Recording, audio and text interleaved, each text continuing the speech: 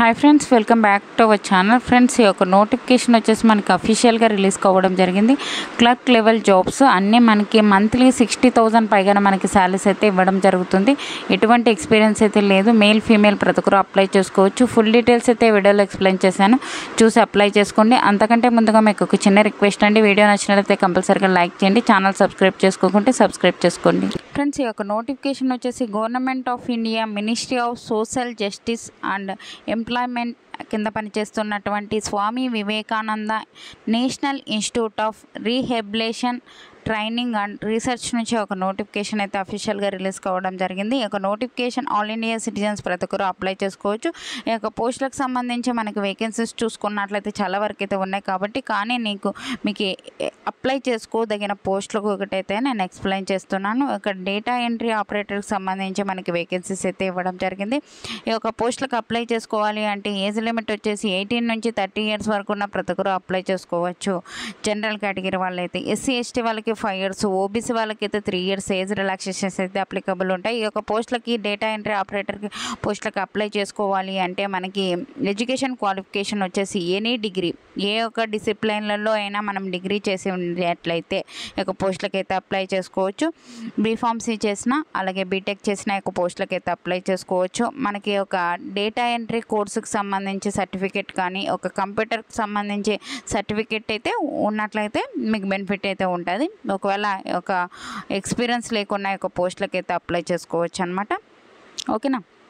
ఈ యొక్క పోస్టులకు సంబంధించి మీకు జాబ్ వచ్చినట్లయితే మనకి మంత్లీ శాలరీ వచ్చేసి బేసిక్ పేనే 35,000 నుంచే మనకి 1 lakh పైగానే మనకి శాలరీస్ అయితే ఇవ్వడం జరుగుతుంది. అన్ని రకాల అలవెన్సెస్తో పాటుగా మనకి 60K అంటే 16,000 పర్ మంత్ అయితే మనకి శాలరీస్ అయితే పే చేయడం జరుగుతుంది. దీంతోపాటు మనకి ఒక జూనియర్ అసిస్టెంట్కి సంబంధించి కూడా వేకెన్సీస్ అయితే ఇవ్వడం జరిగింది. ఈ యొక్క పోస్టులకి ఏంటంటే మనకి 5 ఇయర్స్ అయితే ఎక్స్పీరియన్స్ అయితే అడిగారు. ఒకవేళ ఎక్స్పీరియన్స్ ఉంటే ఈ యొక్క పోస్టులకు కూడా అప్లై చేసుకోవచ్చు. మనకి ఒక పోస్టులకు సంబంధించి మనకి ఒక ఎగ్జామ్ అయితే కండక్ట్ చేయడం జరుగుతుంది. ఒక రిటర్న్ ఎగ్జామినేషన్ వచ్చేసి మనకి objective type multiple choice questions అయితే అడగడం జరుగుతుంది. మనకి 80% అయితే మనకి వెయిటేజ్ అయితే తీయడం జరుగుతుంది. క్వాలిఫికేషన్ ఉన్నట్లయితే మనకి 10%, ఎక్స్పీరియన్స్ ఉన్నట్లయితే 10% అయితే మనకి ఒక క్వాలిఫైయింగ్ అయితే ఉండడం జరుగుతుంది అనమాట. ఈ యొక్క పోస్టులకి మనకి అప్లై చేసుకోవాలి అంటే ఎలా అప్లై చేసుకోవాలి అంటే ఫస్ట్ ఆఫ్ ఆల్ ఆన్లైన్లో అయితే అప్లై చేసుకోవాల్సి ఉంటుంది. ఆన్లైన్ అప్లై డేట్ వచ్చేసి మనకి April 15th వరకు అయితే ఉంది. ఆ లోపల అయితే ఒక పోస్టులకి అయితే అప్లై చేసుకోవచ్చు. ఇక్కడ వెబ్సైట్ ఇచ్చారు కదండి, ఒక వెబ్సైట్ని విజిట్ చేసి కానీ కింద నేను అప్లై ఆన్లైన్ అని చెప్పి కింద డిస్క్రిప్షన్లో లింక్ ఇస్తాను, అక్కడికి వెళ్ళైనా ఈ యొక్క పోస్టులకి అయితే అప్లై చేసుకోవచ్చు. ఆన్లైన్ అప్లై చేసుకున్న తర్వాత ఆఫ్లైన్ అయితే అప్లై చేసుకోవాల్సి ఉంటుంది. ఆఫ్లైన్ అప్లై వచ్చేసి మనకి April 29th వరకు అయితే ఉంది. ఏ లోపల అయితే ఒక పోస్టులకి అయితే అప్లై చేసుకోవచ్చు అనమాట. ఆఫ్లైన్ విధానం ద్వారా ఇక్కడైతే కంప్లీట్ అడ్రస్ అయితే ఇవ్వడం జరిగింది. ఒక అడ్రస్కి అయితే మనము పంపించవలసి ఉంటుంది. మనకి ఒక ఎన్వలపర్ పోస్ట్ ఆఫీస్కి వెళ్ళి ఎన్వలప్ కవర్ తీసేసుకొని అప్లికేషన్ ఫర్ ది పోస్ట్ అని చెప్పేసి రాసేసి మనకి ఈ యొక్క టు అడ్రస్ ఫ్రమ్ అడ్రస్ రాసేసి ఈ యొక్క అడ్రస్కి అయితే మనం పంపించవలసి ఉంటుంది.